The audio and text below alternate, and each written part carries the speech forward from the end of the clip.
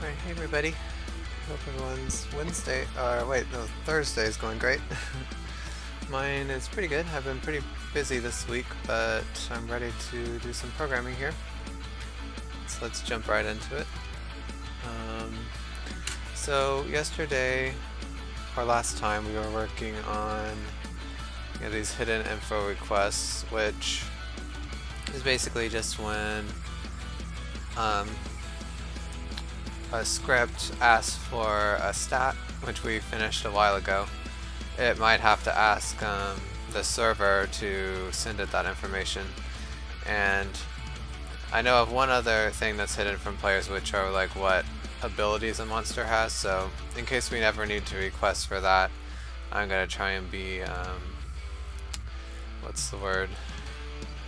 Generic with the with this code, so I can reuse it for abilities as well.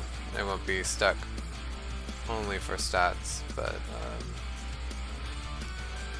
so we finished the part. Like, it's a little involved. So let's say the requesting client first has to send a message to the server requesting a specific stat, and then the server routes that to the appropriate client that owns that monster, and then the owning client receives that message, then has to find that information and send it back to the server, and then the server sends that information back to the requesting client. So we're going to need to figure out exactly what or how we want to deal with this.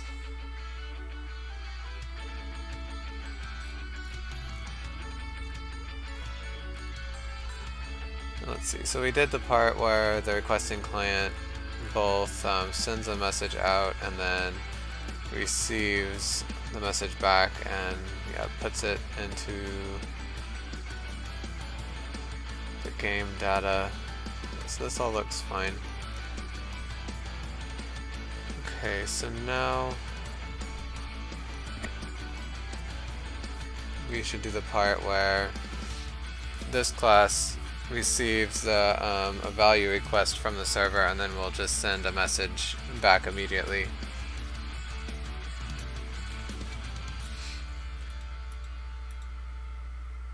Alright, so what information does this class need? I guess it needs to know what match phase it's in, because it shouldn't accept any messages if the client is in the error phase.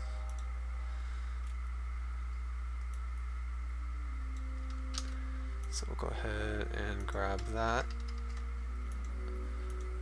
We don't need to subscribe to anything, we just need to get the variable.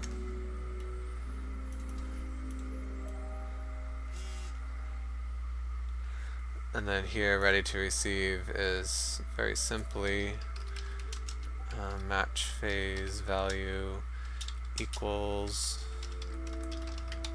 match phase turns.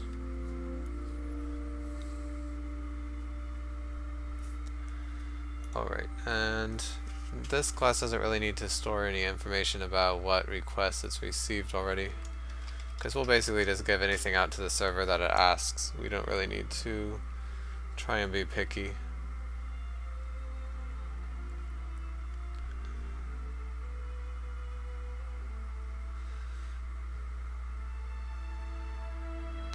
Yeah, so let's see, I guess we're going to need both the battle, or maybe the battle log.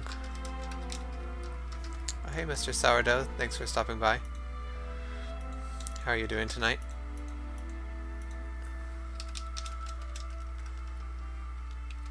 This controller. So I've gone back and forth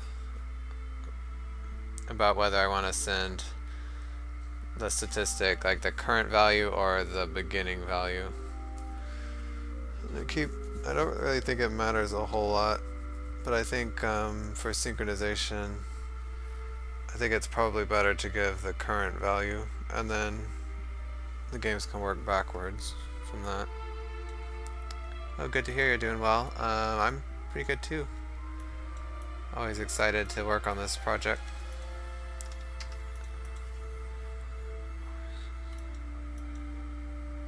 Okay, so I guess this will just assume that there will be some hidden value message that will generate right here to send back. Maybe I should make a separate function for this.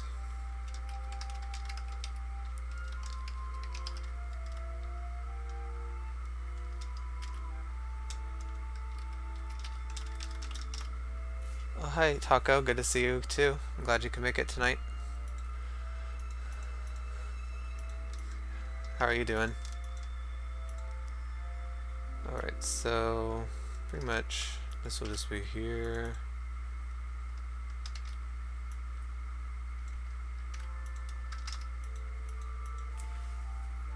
I think that's about it. So we're going to need to create this value message.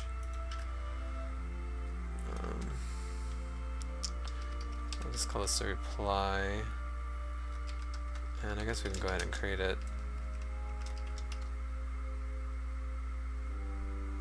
Alright, well, good to hear, Taco. I'm doing pretty good too. Like I said, I'm excited to work on this, so that always brings my spirits up.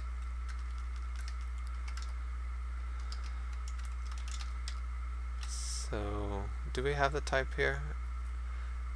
Oh, that's right. There's multiple items in here, so that means the reply can also contain multiple items.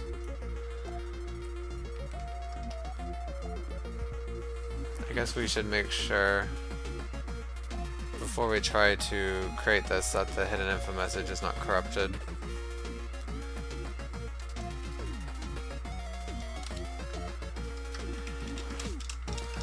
Okay, so if message is null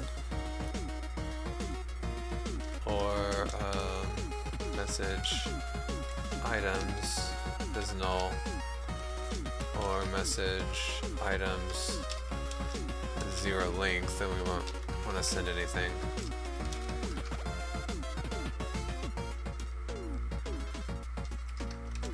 And the only other time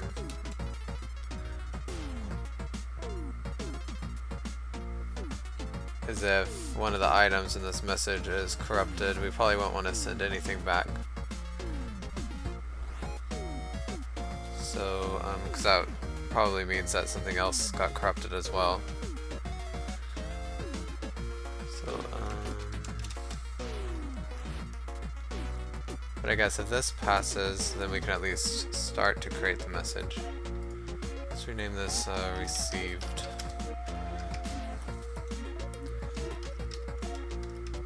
And there will be one reply for every item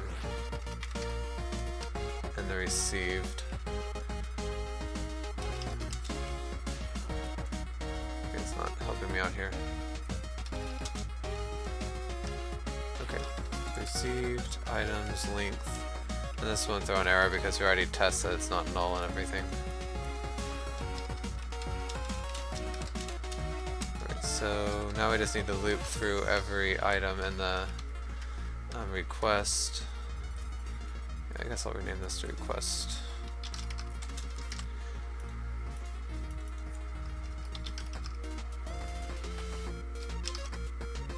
And either create the appropriate reply for that request, or we'll exit out of here if any of them are corrupted.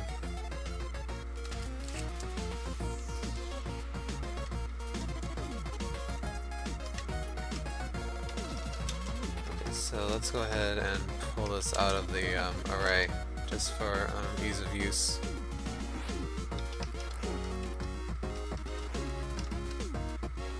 And first we'll need to find out what type, and right now the only type we support are statistic requests. So if it's anything else, I could just return, although that seems a little messy.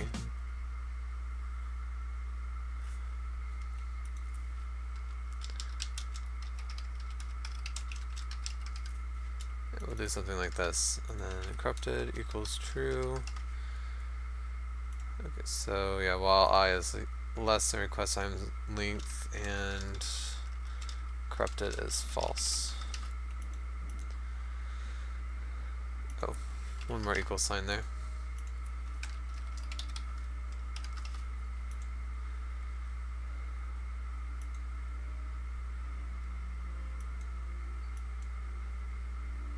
Okay, and I guess we should assume that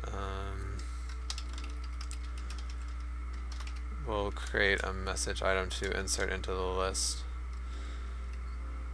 So reply item.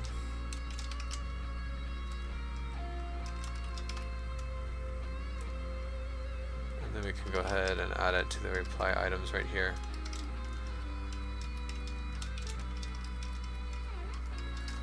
Alright, and so if this is a stat, then reply item type is also a stat.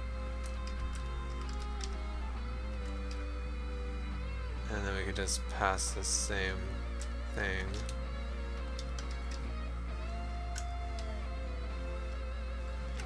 Not reply item, what is it? Request item. So basically kind of just pass these values back down.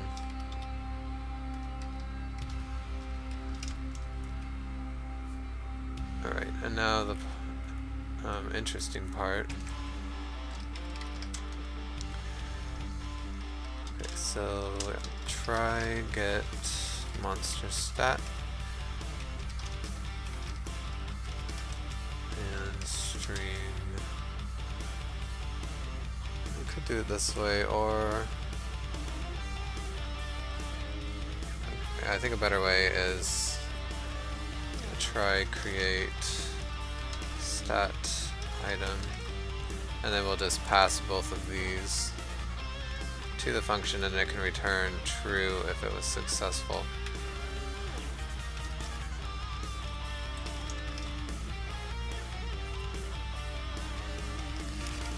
Okay, so it'll return true if it gets all the way to the end. How about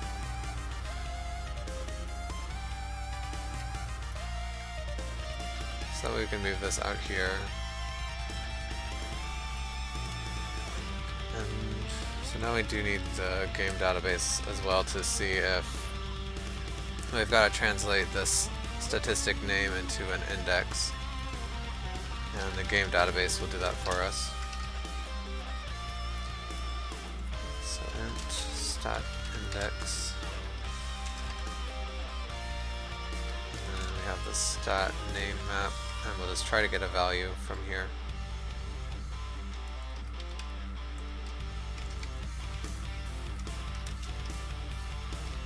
And this will return true if a value exists in the dictionary and false otherwise. So we know if a value does not exist, then we want to return false right here. Otherwise we can just continue. Okay, so now we need to get the actual monster.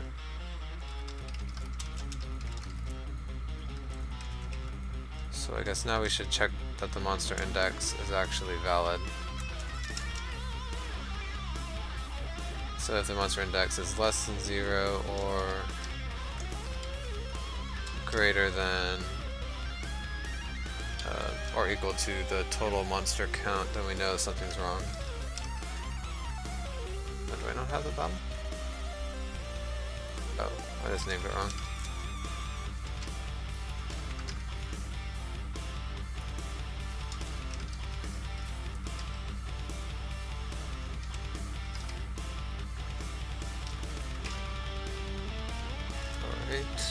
So there we return false. I guess you don't have to have this value be before the check.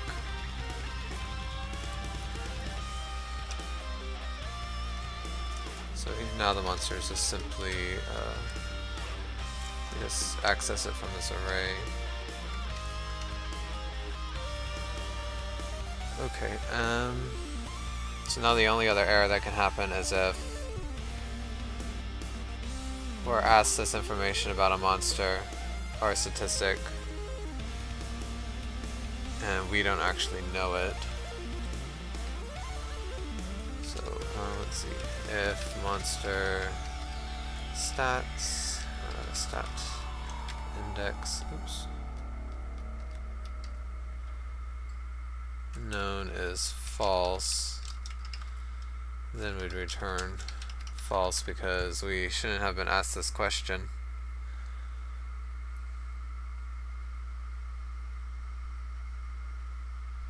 Yeah, so that means something's wrong with the server probably.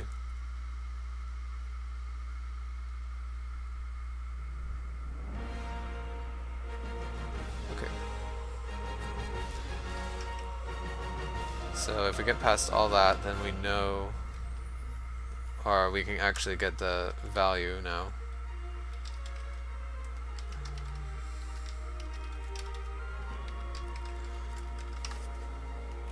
Alright, there we go. I guess we can actually, yeah, we could pull out the statistic earlier, couldn't we?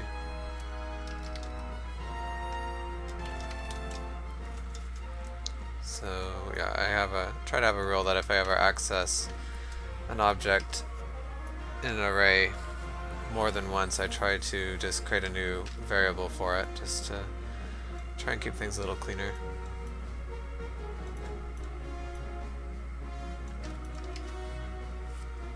Okay, so now it's created everything for the message, and we've done a bunch of testing here.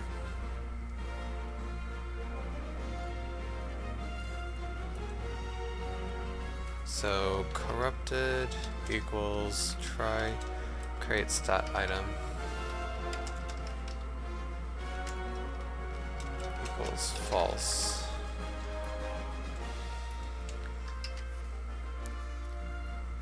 Okay, and then if at any case, if at any time it becomes corrupted, then it exits after this loop.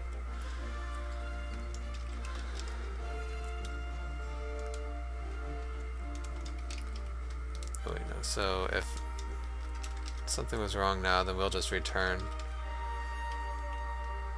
Otherwise, we can call the send message with a new reply.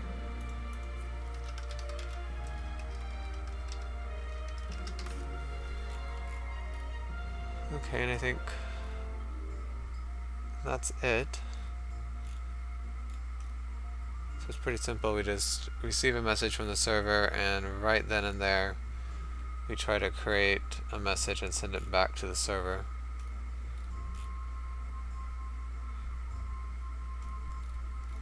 I think this will work fine.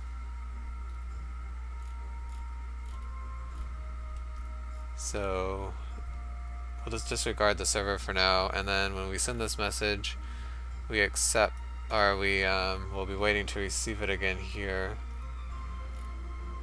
And then when I receive the message, we try to find the request that this was asked for, or that asked for this information. And then we actually set it into the game data here.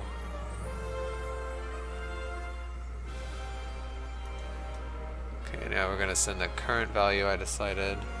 So sometime in the future we'll need to walk back through the actions whenever we add stat changing actions, so we can find the initial value for the save file, but we're not at that point yet.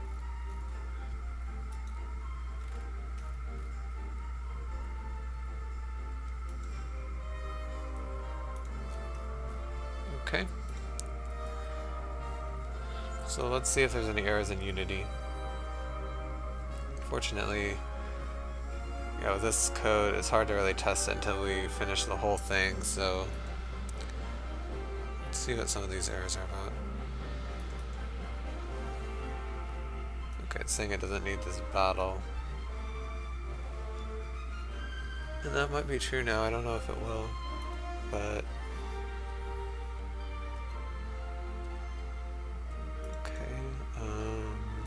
yeah, I'm just gonna look at the warnings real quick, because that's a good way to tell if you're gonna run into any errors when you play the game. Excuse me. Let's see. Info is assigned but never used. Oh right, that's I should really add it to this toString probably.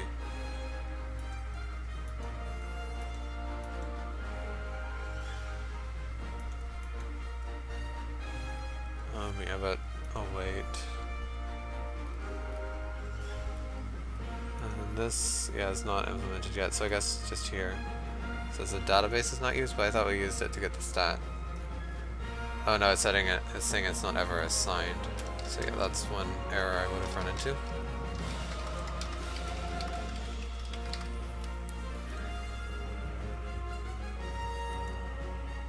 Okay, and these are all... They're just saying that those values aren't used, which is okay.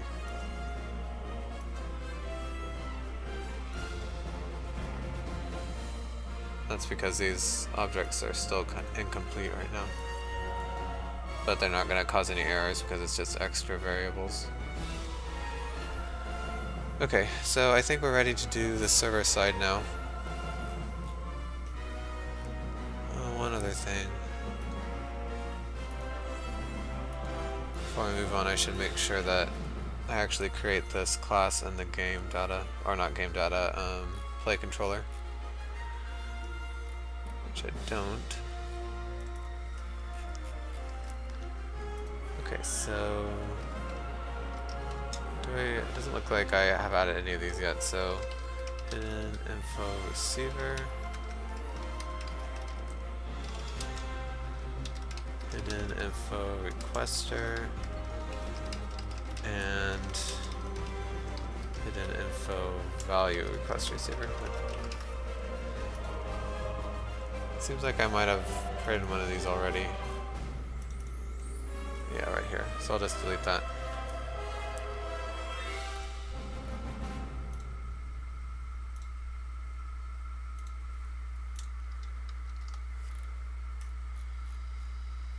Alright, okay, now we're ready for the server code. So, let's see. I think,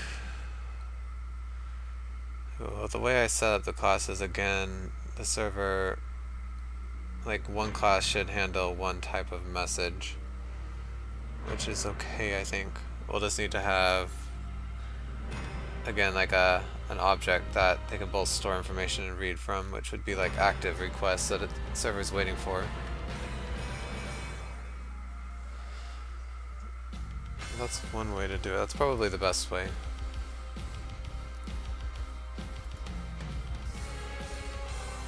Let's start from the first part where it's going to receive a request from some client that needs information.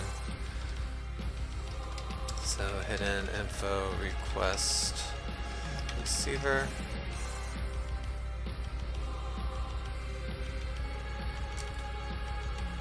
And then I'll just go ahead and create the other object now, which would be hidden info value receiver.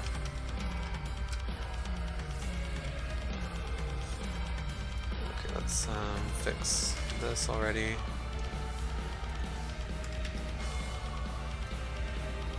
And while I remember, I might as well add these to the server game, or with, yeah, server controller.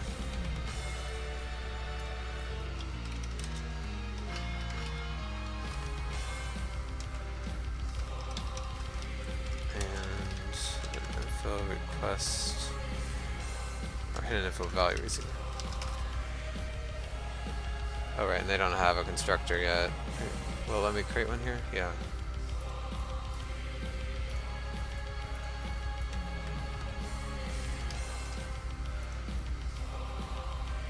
Okay, well, that was a little bit more than I needed it to do, but it saves me a little typing, I guess.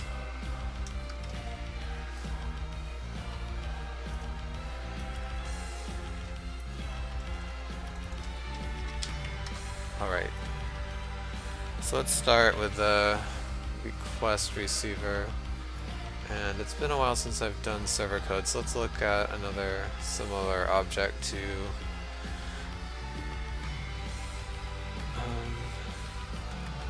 see how I did it. So I'll do the status manager because I think it's the most, or the simplest. So we have a message acceptor base, kind of like how I did client side, and the message would be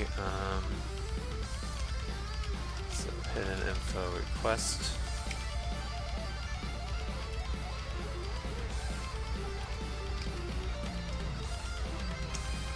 Okay, so I don't actually have to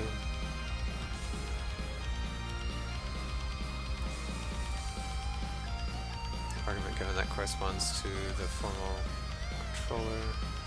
Okay, yeah, I thought that there was going to be a constructor for the parent, but it didn't offer to generate it for me, which was a little confusing.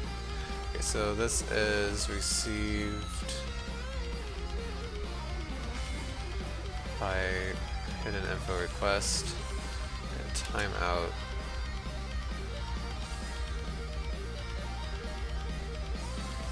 Oh, I see. Yeah, again we're running into the problem that these objects, yeah, while useful, are not exactly what we're wanting to do here. Because these messages don't have like a stage where we cache the...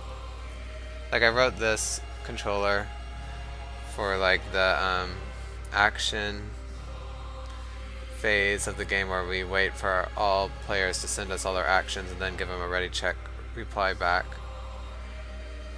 And this hidden info request is different because we don't store any information and we just pretty much just relay the messages between different clients.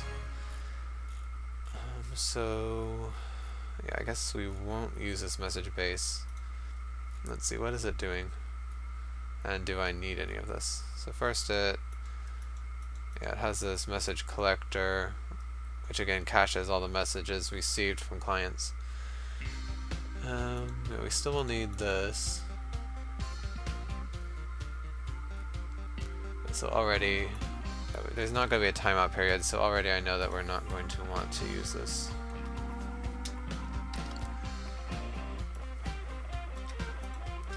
So we'll go ahead and delete all of that, and we'll try to copy as much code as we can. So we won't need this cache, and we won't need a message when when we've received something from everyone, but we will need. Actually, I think we'll just need the main phase. Oh no, it's the play phase. Okay, let's actually look and see. Okay, so the play phase, yeah, so this is just like all the turn phases. It doesn't, like the error phase is not even here. So I guess it is just a normal server phase because we'll accept it at any time that we're in the play phase right there. Okay, the code is still there even if it's commented out, so I can just copy and paste.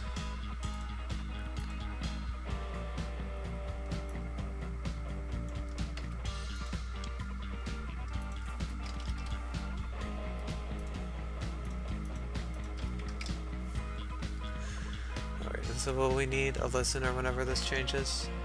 Not really, because we won't do anything. Like well, I guess if the phase did change, we'd clear all of our waiting messages. So I'll just keep this around for later. Okay, we don't need the message cache because this basically stores messages from different clients during the game.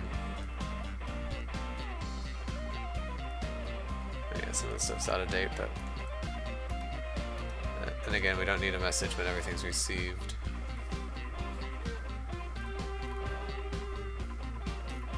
Alright, and let's see. Go back here. So we'll need the client connection, so I'll pull that out.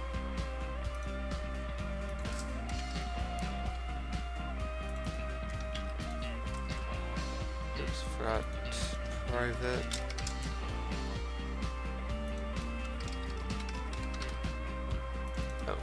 Connections. And we don't need anything to do with ready checks, but I guess, yeah, if a client disconnects, then we'll cancel every request from them. Oops.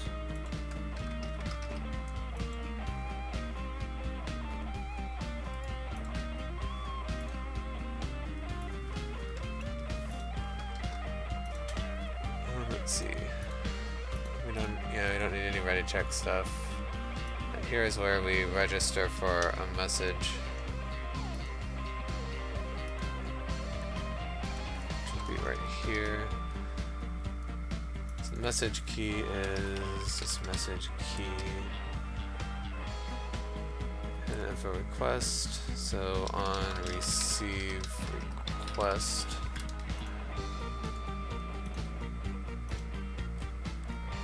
I actually want to move this down.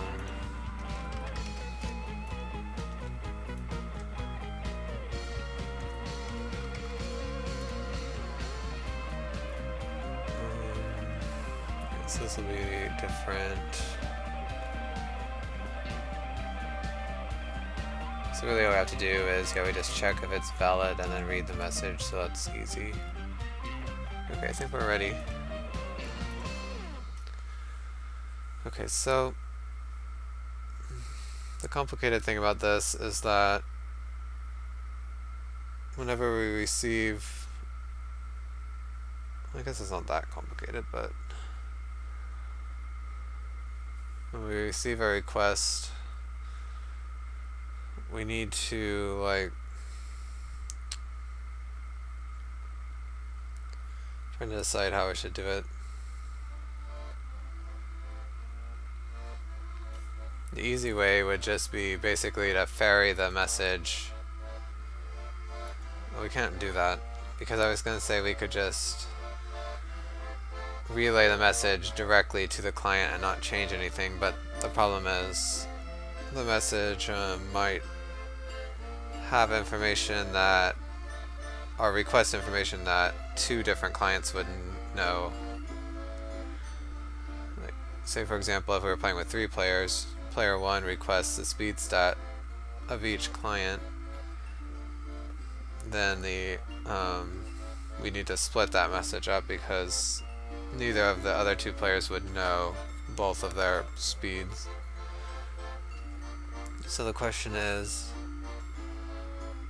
do we do that right away when we receive a message from a client, or do we try to combine messages from several clients?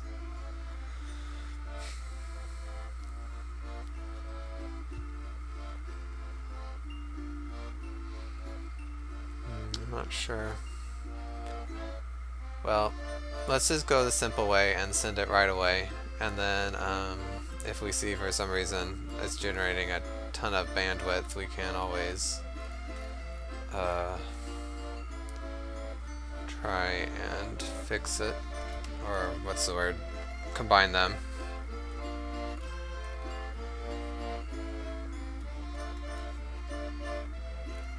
So that simplifies this a little bit. So if connections is validated connection, and this basically means is this received from a player that that's logged into the server and is actually part of the game. Oh, and I also need to check if we're in the right phase. So main phase value equals integer. I can spell server phase correctly.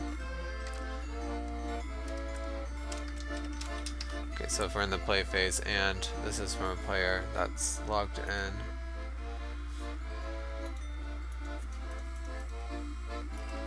then we'll actually pay attention to this, and we'd receive,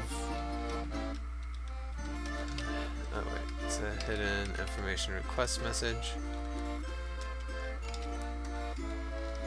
Okay, so I'll call this request again.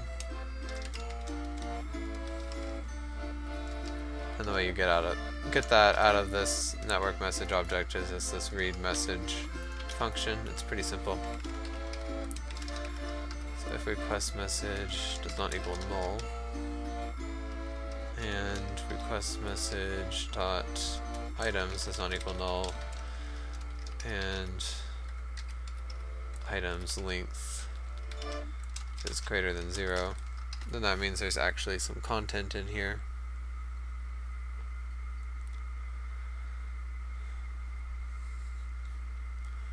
Okay, so what do I do now? So we'll definitely want, like, say this request has 2 requests for player 1 and 1 request for player 2. We'll definitely want to combine the 2 requests for player 1 into one message. So I guess we'll need a list of each message that we are compiling.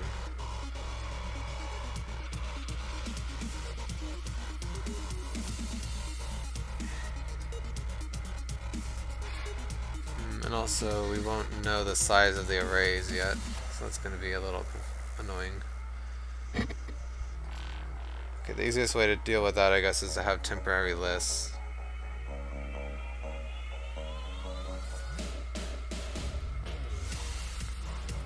So we'll basically have a list of lists,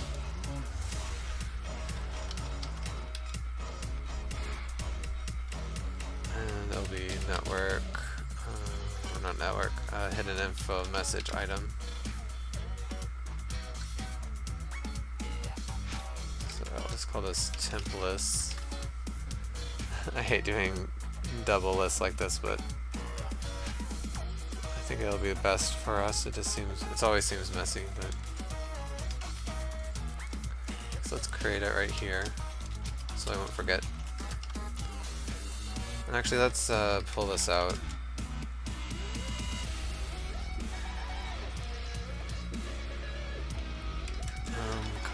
Compile value messages.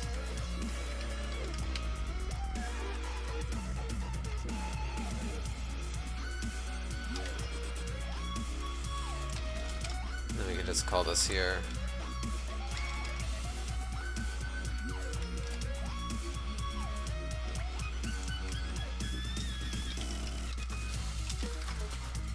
Alright, seems good.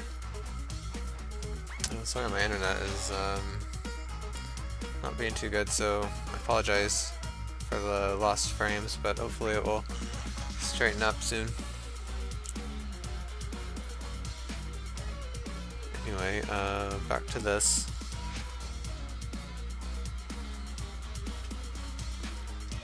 So I guess we'll just loop through here.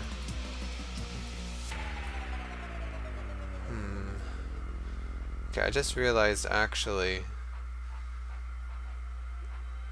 that the server has no knowledge of which player owns each monster, and I don't think we actually yeah, we don't actually have a field in here for the player index. So yeah, we need to fix that. And I should probably go ahead and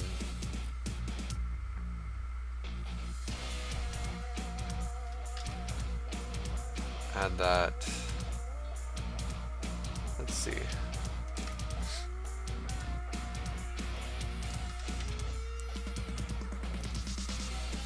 What am I trying to do? Yeah, the value message. So we don't really have to have the player index here.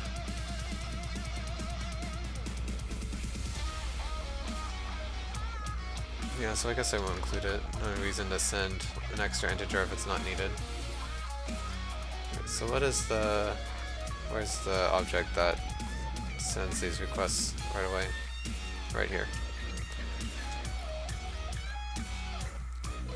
Okay, and then the player index. Okay, so we don't...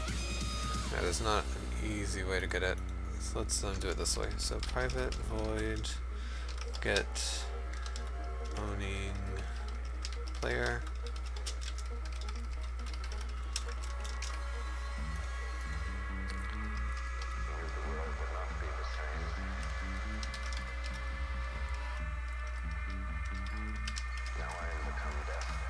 So there might be an easier, well,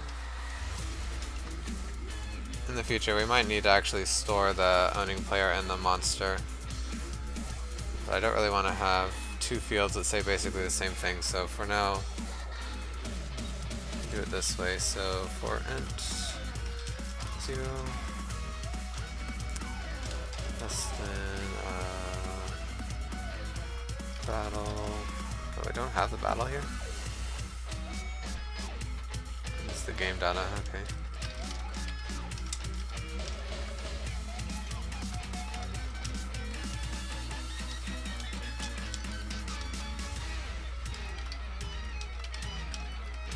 Oh, come on. There we go. So yeah, for each player, we basically need to see if this monster is in their team. That's how we know who the owning player is.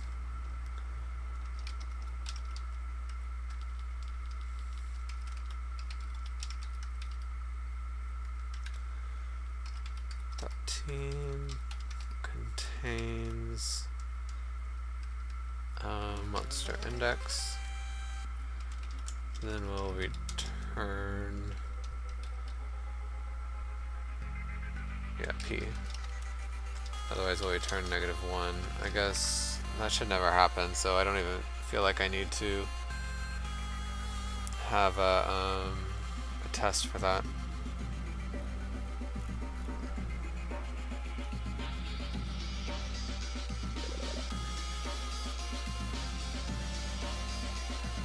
So now that we have that information, we can actually route these messages to the correct players. So I less than request message items length. Okay, so first we need to get the list that we're going to insert this message into. So hidden info value or request message. Let's call it the temp list. so if temp list count or let's do it this way, if request message dot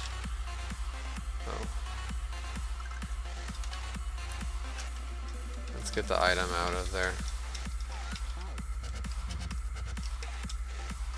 Okay, so if item dot player index is less, oh wait,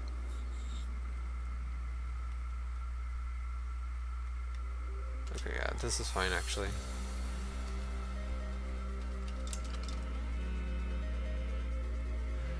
Then temp list is simply just the list that's in the array.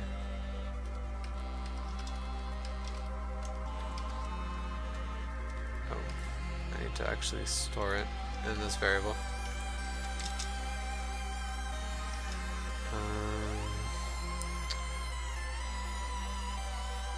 Oh yeah, this is the wrong type here.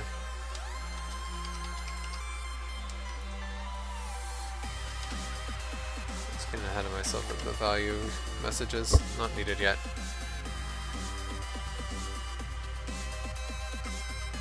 Is it still not good? Cannot convert request message item. Oh, okay, I did the wrong type there.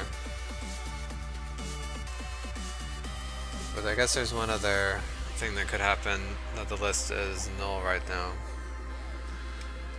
So if temp list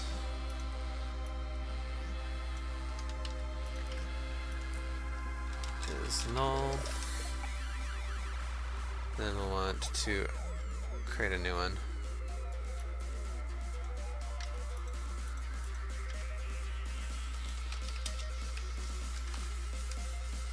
Alright, and then otherwise we need to add it to the list, so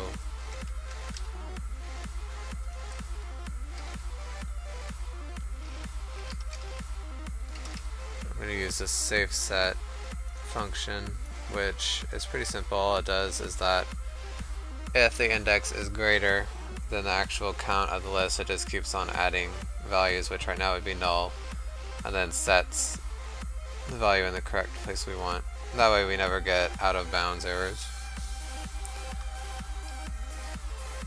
And this would be item.player index.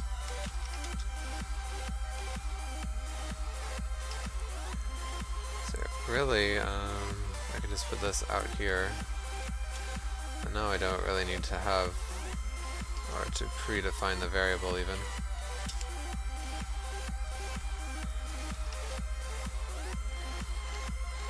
So how can I clean this up? So if items, if the player index is greater than the list, that means the list isn't big enough, so I can move this here. And then else if temp list is null, then we just create it. Okay, so that now we don't need so many curly brackets there.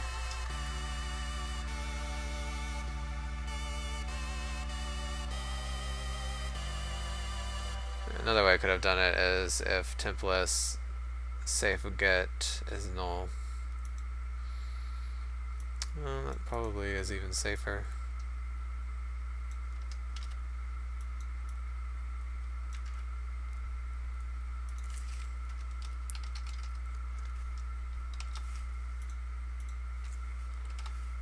Okay, and now we can simplify that even further. Okay, and safe get just does the same thing. It's if the value is greater than the count of the list, then it just returns null.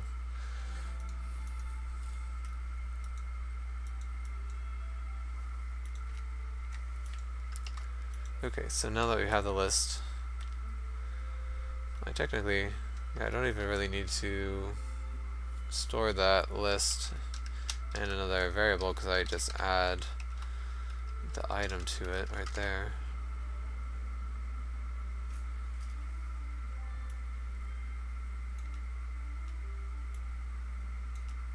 Okay, there we go.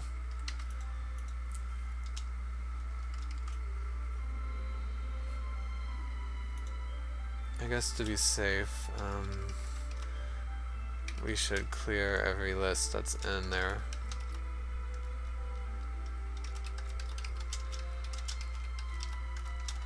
So and of course we have to check that it's not null, just to be safe. And I think we need to do that beforehand, because if a list has no items, then we obviously don't need to send any information to that client. So now we'll loop through one more time, except through the temp lists, because that's for every client. Okay, so if temp list I does not equal null. Okay, let's actually just pull out the list here.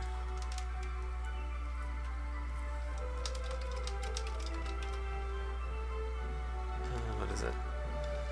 Hidden info request item.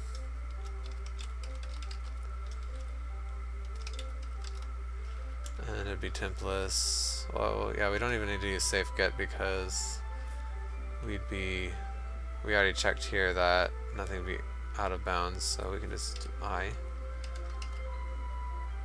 Oh, alright, Taco, thanks for stopping by for a bit. I appreciate it. You have a good rest of the night too.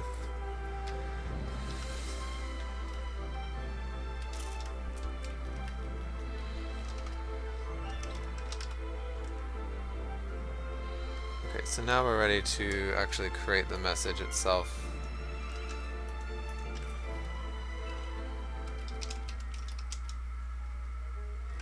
Well, actually, no, we're not, because we need to make sure, like I said, that this list is not null and that it has items in it.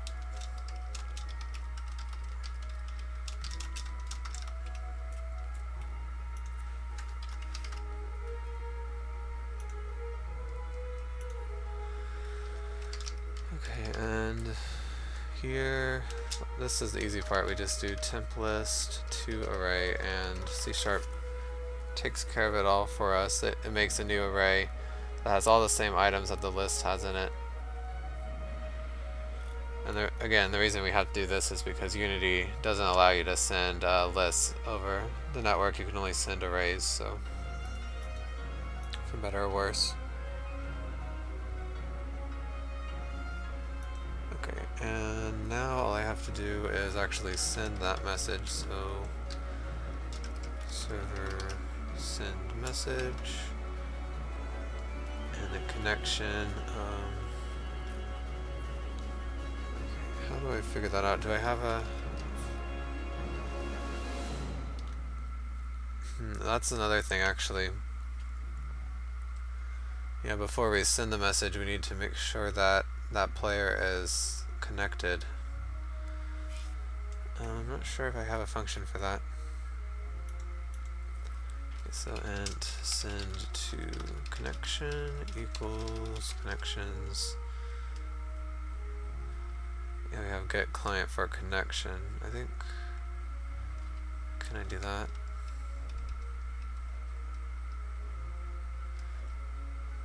And then, okay, so I need to see this as connected.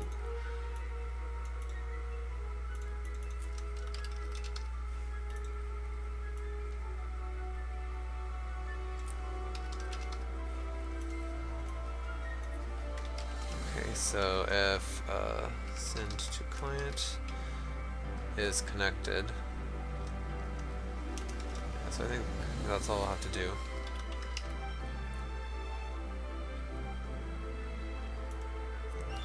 So now we're ready to actually send it. So server send message, excuse me, send to client connection ID, and the message code is server hidden info request, and then we just created the message object. Okay, so that's all good, and we didn't actually need this information here, or these callbacks. Okay, so now we need to do the part where we accept the values and send it back to the people that asked for it.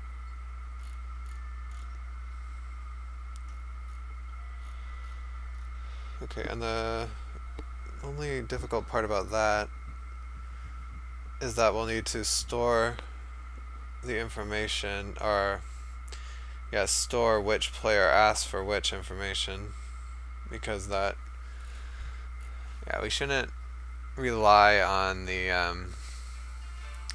clients to send that information back to us, because they could change it and we don't want to trust them.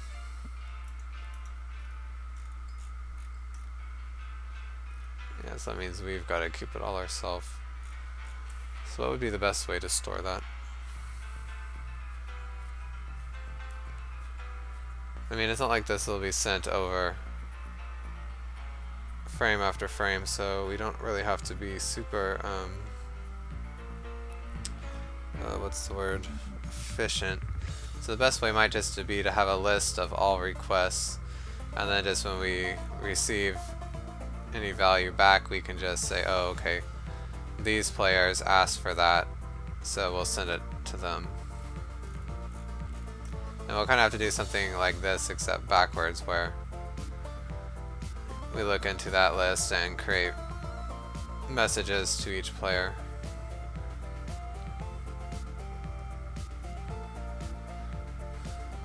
Well, actually, we don't need to do that, because under this current system, one player will always ask for like one message would always be sent from one player, but if in the future we ever combine messages, or this client do something funny to combine messages, which I don't know if they do right now, do they?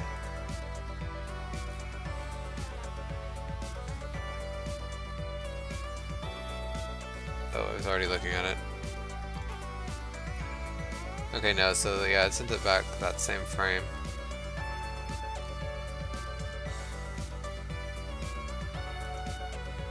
But I mean, to be future-proof, maybe we still should try to separate the messages about, or what am I trying to say? Separate the message to each player. I don't know. But I think I am getting a little ahead of myself.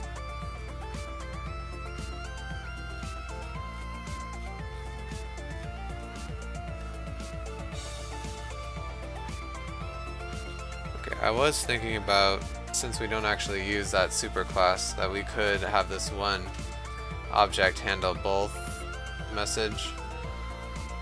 both types of messages, but this is already a pretty big class, so I think it is the right idea to separate them after all.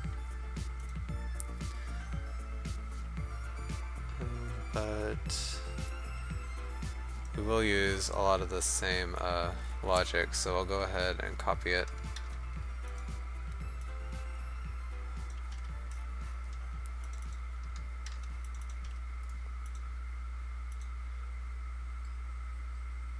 Okay, but then this would be, oh yeah, it's just not liking that because it's the wrong, or we don't have that namespace yet. So the one thing here is that it would be hidden info value. And this would be on receive values. So from the play phase, and this is from a validated connection.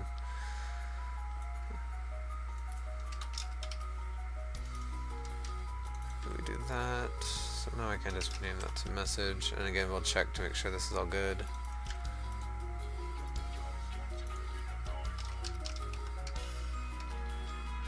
Let's say this is a received message.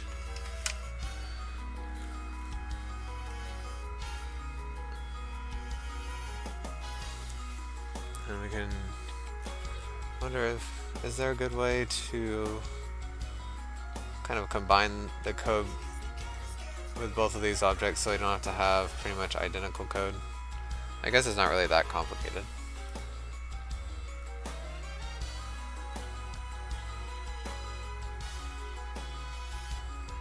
this would be a value message now.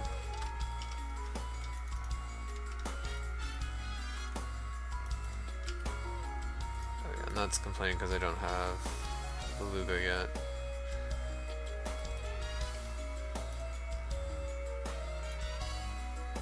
And this is a value message. Okay, yeah, and the value messages don't contain the player index because the server will store that information somewhere. And that's got to be in some object that the value receiver and request receiver will share between them. So I guess I'll have the value receiver, since it's the one that really uses that information, it will handle clearing it out when the connections change, which means the request receiver does not actually need those callbacks.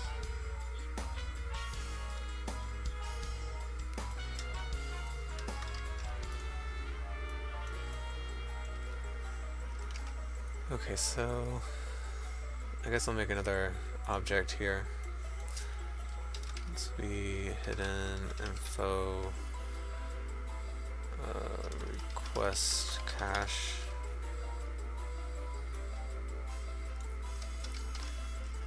Maybe cache isn't the right word. Registry is probably better.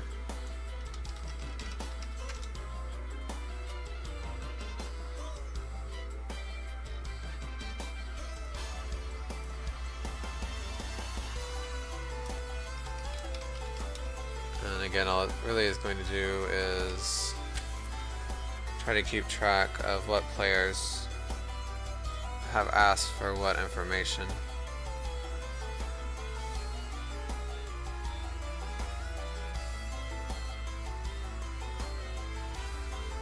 And probably the easiest way to do that would be to just reuse the message items, but like store them all on one huge list here. And then the game will just look through them whenever we receive values, find ones that match. Yeah, so I think we'll start there. I guess this will be an entry. I guess it doesn't need to be public. Let's make it private. And for now, this will have an int, so yeah, let's not store connections, we'll want to store client. So requesting client. Oh, no, I don't need to do that. And then we'll have the network. Oh, I keep on trying to prepend network to it, but that's not actually what I did.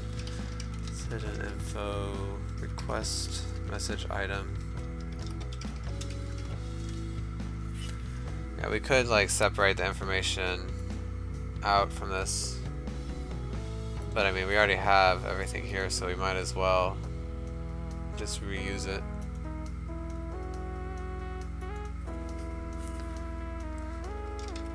And again, this isn't going to be the most efficient class, but I don't think it really needs to be.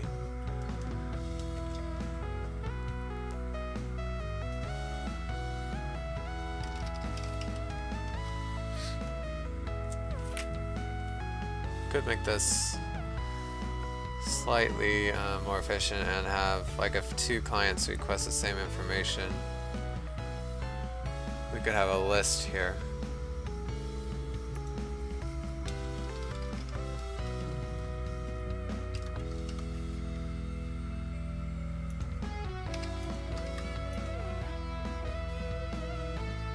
Yeah, because that won't be hard to do, and yeah, it'll clean our save a little bit of extra data here.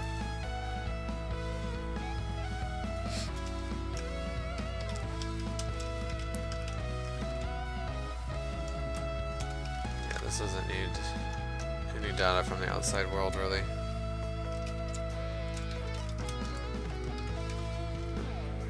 Semicolon in the wrong spot. So basically this will be called, well, I guess let's figure out all the use cases from here. Okay, so yeah, we loop through here, and we can add it like that.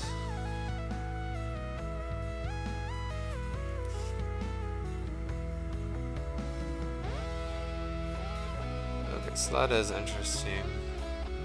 So if a client is not connected right away, should the server hold on to that request and then resend it when it's reconnected?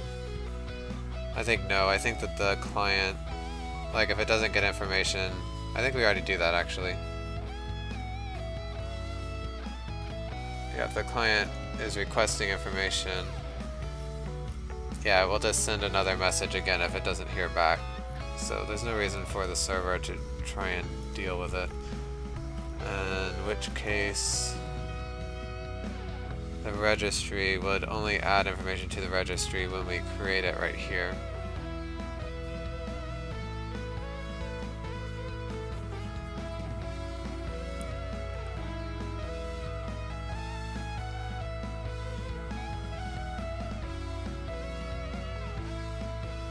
Okay, so basically, let's see, well, this doesn't actually have the value yet.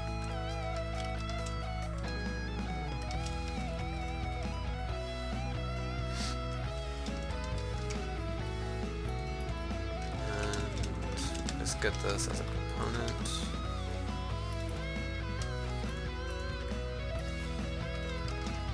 In order to do that, I'll need to have this implement my component.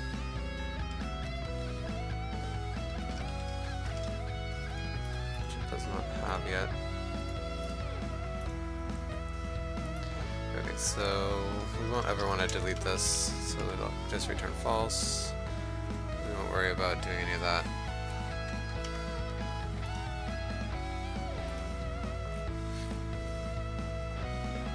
Okay, so here, like for each message,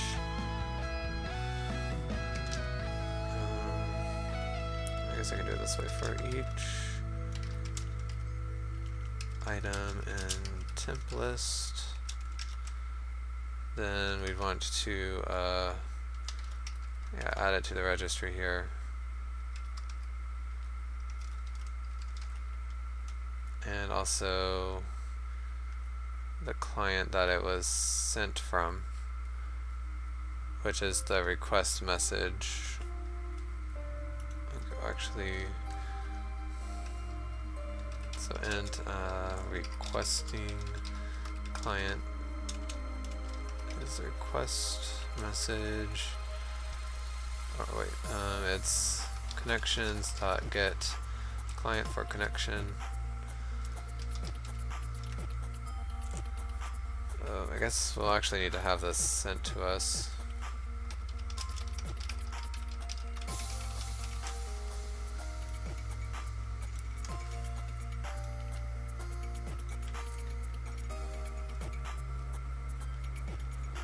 And this is just a net message dot connection ID.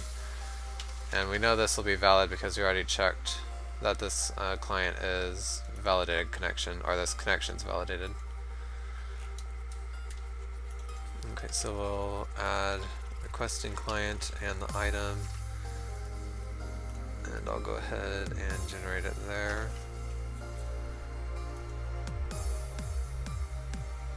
Okay, so here, now we'll need to get the registry, so I'll just copy and paste it. Oop, wrong spot.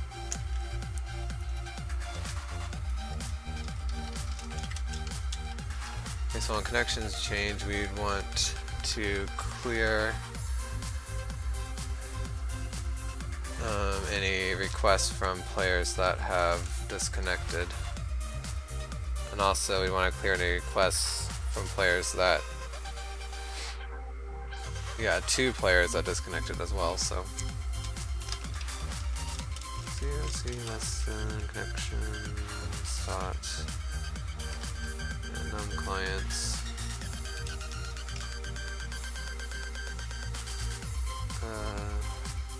Oh, it's a function. Okay, so we can just say registry remove client. Oh wait, both. Yeah, first we have to check that that client is no longer connected. So yeah, is client connected?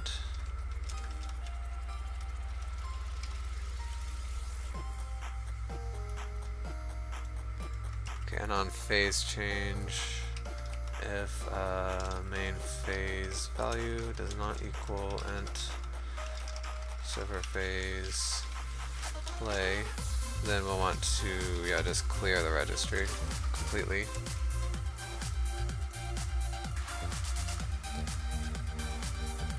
Okay, so here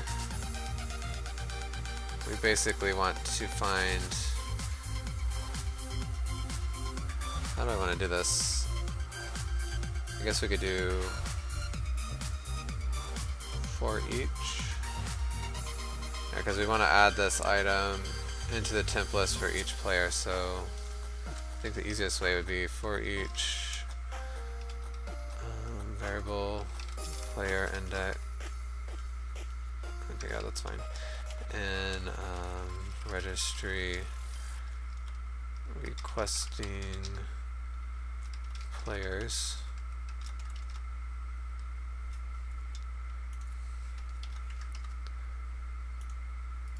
I'm not sure if this will generate it correctly, but I want it to be an I enumerable. Oh, it does do it. Okay.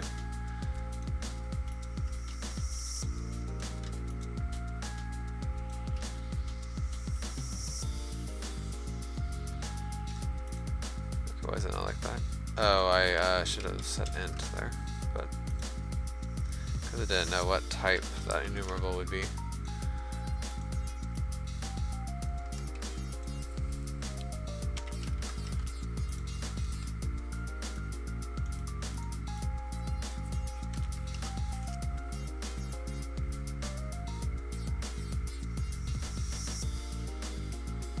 I just remembered I should clear these lists afterwards as well. On both. Okay, so let's see here. For every... Is this right? No, this is... Okay, yeah. I was looking at the wrong for loop. Yeah, so each player... Okay, this actually... I need to actually send the item.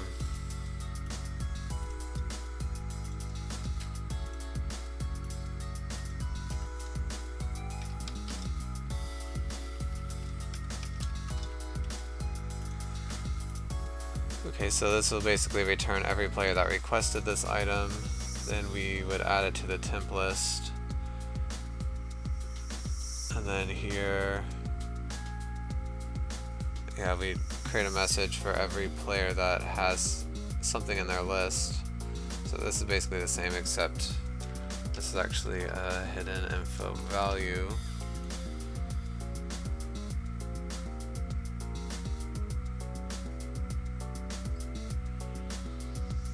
Yeah, so that's good, I think. So now we know everything this class will need to be able to do. Well, internal is fine, but I just like everything to be public to just make it consistent. Okay, so adding is easy.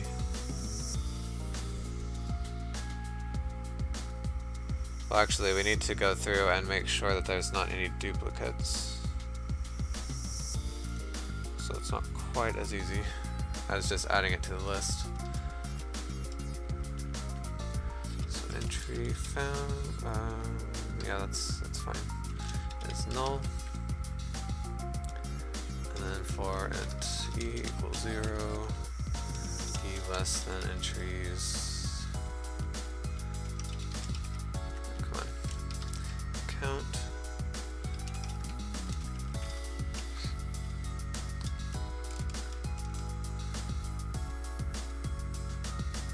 So should I have...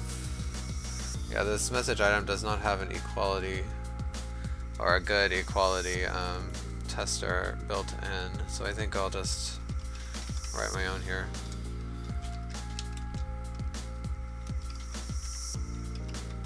Okay. equivalent.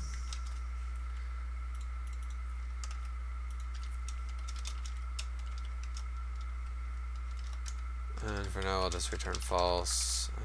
And then we'll want something similar, except for an item or a value item. So this will be a request and value.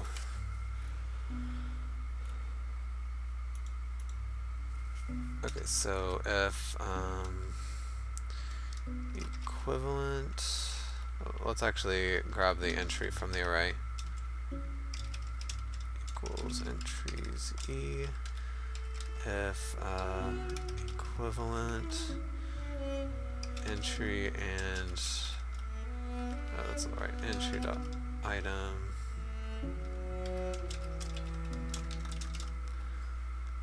Okay, so if that's true, then we'll, I guess first we need to make sure that this client's not already in this list. So if requesting clients contains requesting client is false, or wait, I typed the wrong thing there even though I said false. Then we just add it to this list. Okay, so that's simple.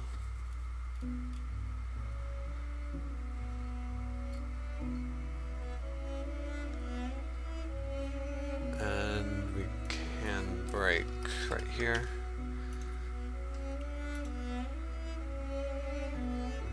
Okay, so yeah, this should actually be a boolean. So bool found equals false.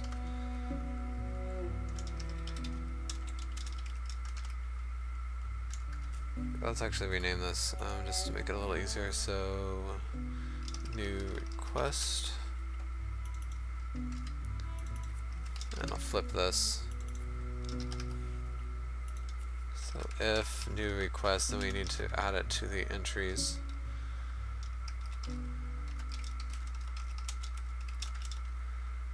So requesting client equals new, and we can add the requesting client right there.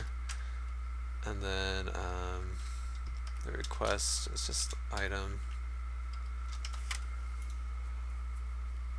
Okay, I think that's all for there. So remove client. First we need to actually see if this client is in the requesting clients list or is the receiving client in the request. Let's spell that out.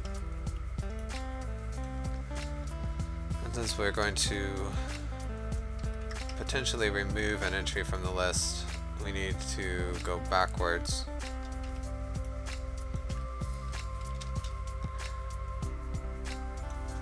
Which is pretty much the same, but okay, so if we don't test if it's equivalent. So if entry dot requesting clients contains client, then we remove it first of all. And I think I should have a boolean here. Remove entry. False. Then we'll only remove this entry if the requesting clients is empty now.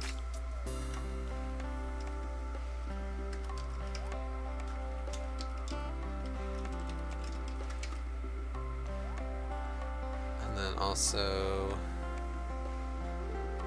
if entry dot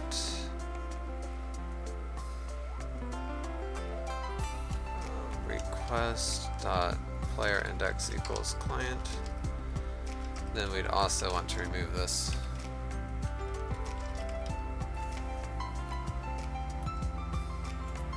And then if remove entry is true, then all we have to do is say entries remove at e, and that will get rid of it for us.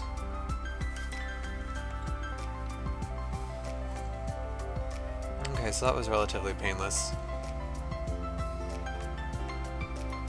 clear is super easy. All we have to do is just clear the list.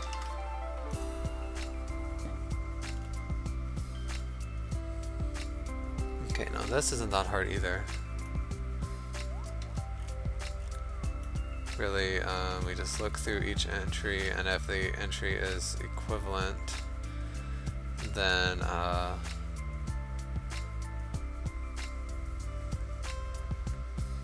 you know, that's not how.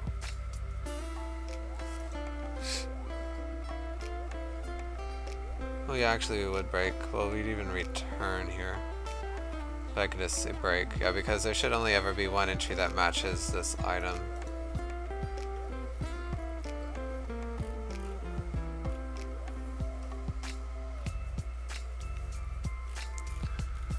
Yeah, I think that should be pretty much enforced. Okay, so what we do here is we loop through each client in the entry requesting, and we type yield return client. Okay, and what that does is it just creates this value in the enumerable, which basically lets it appear yeah, right here on player index. Same thing we did with our Lua scripts.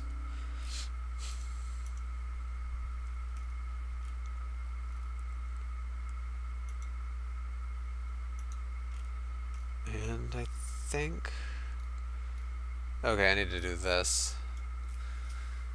So, which is pretty easy. All you have to do is make sure all these are the same. So if A type equals B type, and A dot player index equals B dot player index, and monster index equals B. Actually, we don't really need to even test the monster index, because if they have the same monster index, they should have the same player index, or it's invalid. So I think I'll remove this just so that it's one-to-one also with the values.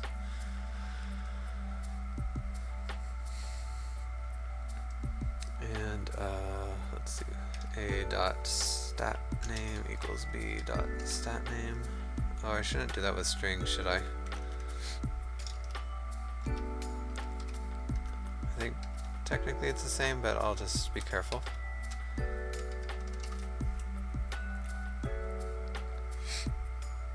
Here it's really easy as well, so request type equals value type, and request monster index equals value monster index, and request stat name equals value stat name.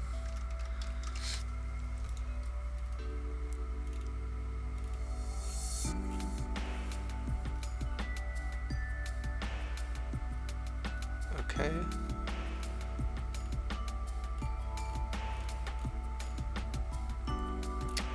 The only other thing we might want to do is have like a timeout on these requests, so that like if we don't hear back in a certain amount of time, these requests would clear. But I don't know. There's not really any.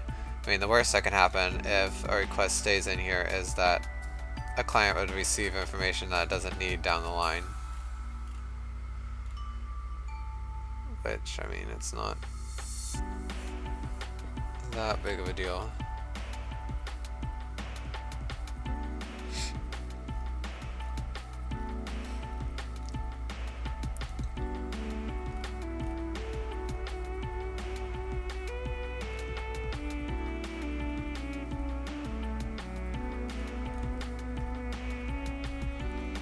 So is everything... I think it's all done. Okay. Unfortunately, it's pretty much out of time.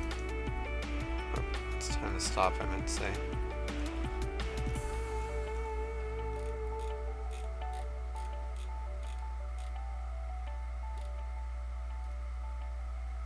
Trying to think if there's a small project I can do, because it'll actually take a little bit of time to test this because I have to set up a second client. Oh, we actually have a problem here.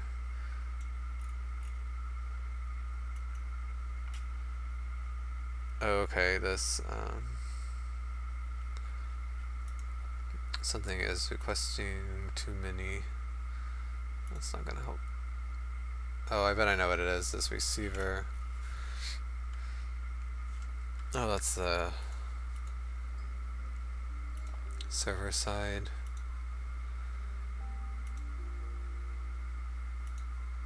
Okay, I guess like, oh no, it's right here. Yeah, so yeah, it's this request. So I just need to go and basically say it can have more than more than one claim.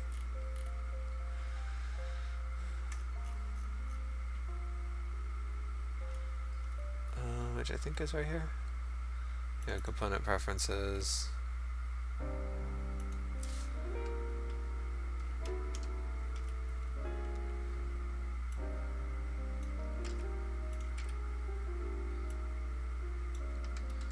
And so we'll just say that the component with this type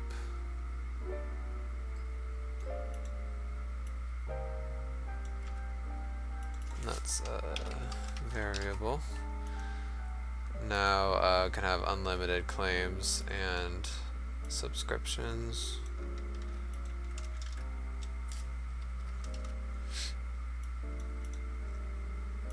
So let's see if that works.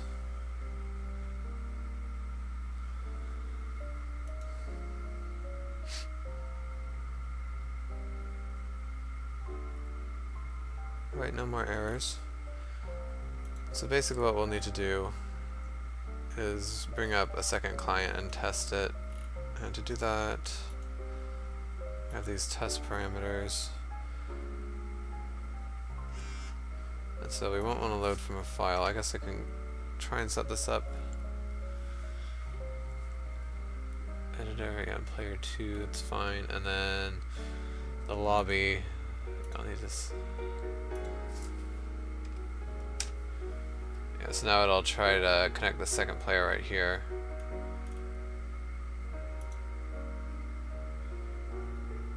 I haven't tried to do this in a while, so it'll probably be buggy.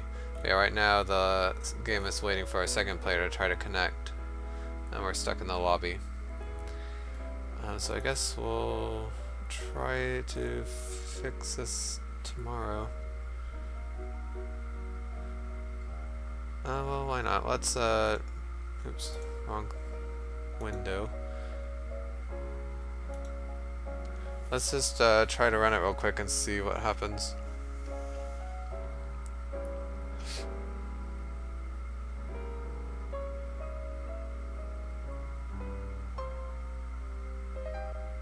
Oh, and of course I was so excited to do the server stuff.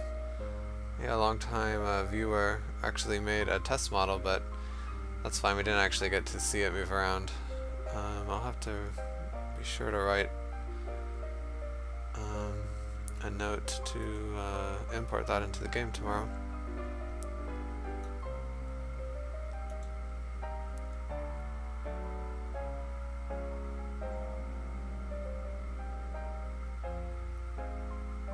Windows, huh? I've never seen that error.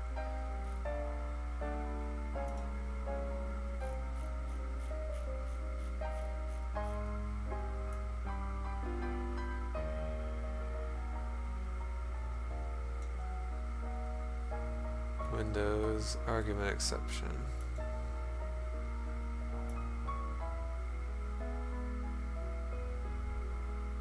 Something wrong with it loading mods? How bizarre.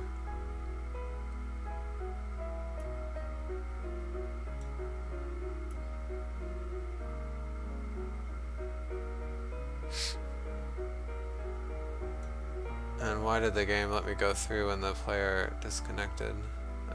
As we can see, there's still some bugs here.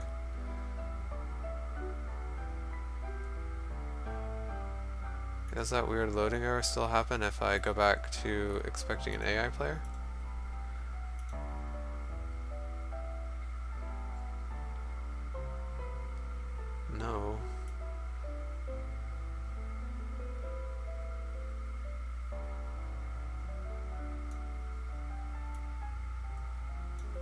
Huh.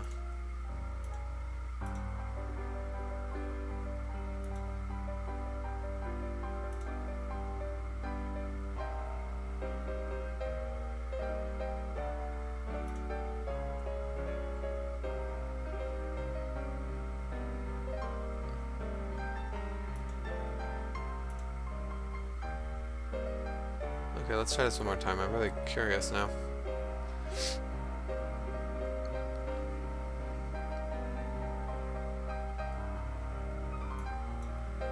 Okay, so play.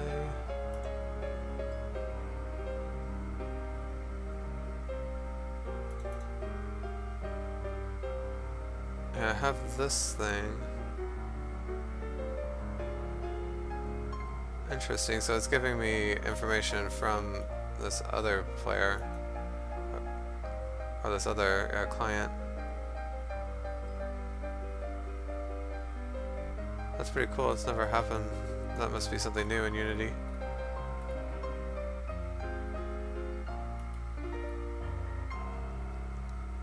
Oh yeah, see, it's giving me the debug log from this.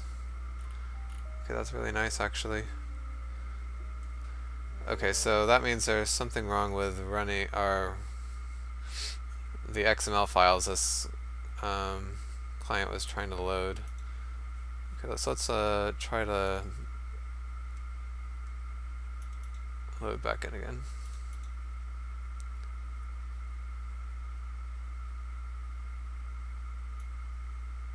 Yeah, encoding name.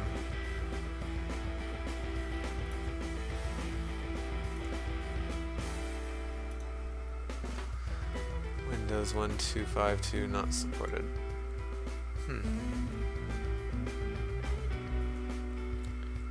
Alright, well, I'll research this a bit tomorrow, so we won't, because I really have no idea what the problem is, so I'll research it a bit so we don't spend too long on it. It seems like I was trying to load a table of contents for the mod, and apparently it doesn't like the encoding. I'm not sure why it only won't read it on the other computer. I mean, the separate build, and it reads it fine in the editor, but I guess we'll find out. But anyway, that's it for me tonight. Thanks everybody for coming by and watching. I really appreciate it. If you missed part of the stream or any past stream and you want to catch up, I do upload everything to YouTube, and this one will be up in the morning. You can find a link by typing !YouTube in the chat or in my channel description. Also, I have a new Discord if you're interested in chatting with me or other game developers and viewers. You can look there. Again, you can type !Discord or look at my channel description for an invitation link. And of course, feel free to follow my channel here to be notified when I go live. It should be somewhere around 8:30 Eastern tomorrow. And we'll continue here testing that new server code. And let's see, what will we do next? I guess I could do that, but I should add a test info, and I'll have to do that weird XML bug, which I should take a screenshot of. Okay, so we have receive stat cheat detection. I'm not even sure how that would work. And I'm not sure if I want to do pathfinding right away. I might wait until we actually need it.